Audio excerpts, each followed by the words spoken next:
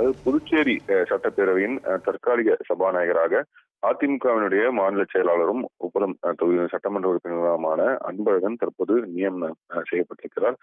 நடந்து முடிந்த சட்டமன்ற தேர்தலில் புதுச்சேரியில் மீண்டும் தேசிய ஜனநாயக கூட்டணி ஆட்சியை தக்க வைத்திருக்கிறது. முதலமைச்சர் ரங்கசாமி நேற்று முன்தினம் பொறுப்பேற்றுக் கொண்டார்.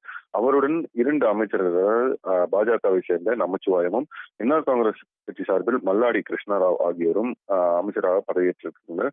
புதுச்சேரியை பொறுத்தவரை முதலமைச்சர் தவிர்த்து 5 அமைச்சர்கள் இடம்பெறலாம். ஆனால் தற்போது 2 பேர் மட்டுமே அமைச்சராக பதவியேற்கக்கூடிய சூழ்நிலையில் இன்னும் 3 பேர் பதவியேற்க இருக்கிறார்கள்.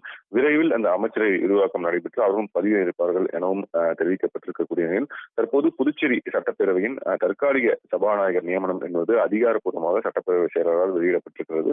அதன்படி துணைநிலை ஆளுநரின் ஒப்புதலோடு புதுச்சேரி சட்டப்பேரவையின் தற்காலிக சபாநாயகராக அதிமுகவினுடைய மாநில செயலாளரும் உப்பளம் தொகுதியினுடைய சட்டமன்ற உறுப்பினருமான அன்பழகன் நியமனம் செய்வதாகவும் தற்போது அதிகாரப்பூர்வ அறிவிப்பு என்பது வெளியிடப்பட்டிருக்கிறது.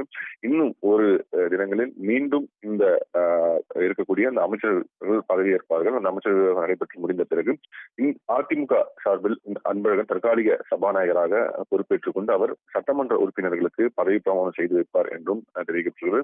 அதனைத் தொடர்ந்து புதுச்சேரி சட்டப்பேரவையினுடைய சபாநாயகர் மற்றும் துணை சபாநாயகருக்கான தேர்தலை நடத்தி முறைப்படி சபாநாயகரை தேர்ந்தெடுப்பதற்கான பொறுப்பு தற்போது அன்பழகனிடம் வழங்கப்பட்டிருக்கிறது. எனவே தற்போது புதுச்சேரி சட்டப்பேரவையின் தற்காலிக சபாநாயகராக அதிமுக மாநில அன்பழகன் நியமனம் செய்யப்பட்டிருக்கிறார். அவர் இன்றோ நாளையோ பதவி பிரமாணம் செய்து வைக்கப்பட்டு அவருக்கு துணைநிலையாளர் பதவி பிரமாணம் செய்து வைப்பார். தொடர்ந்து அவர் புதுச்சேரியில் இருக்கக்கூடிய சட்டமன்ற உறுப்பினர்களுக்கு அவர் பதவி பிரமாணம் செய்து வைத்துள்ளார். புதுச்சேரி சட்டப்பேரவை பொறுத்தவரை 30 சட்டமன்ற தொகுதிகள் 30 சட்டமன்ற உறுப்பினர்கள் அவர்களுக்கு ஓரிரு தினங்களில் அதிமுக மாநில செயலாளர் தற்காலிக சபாநாயகர் தேர்ந்தெடுக்கப்பட்டுள்ள அன்பழகன் பதவி பிரமாணம் செய்து வைப்பார் என்றும் எதிர்பார்க்கப்படுகிறது.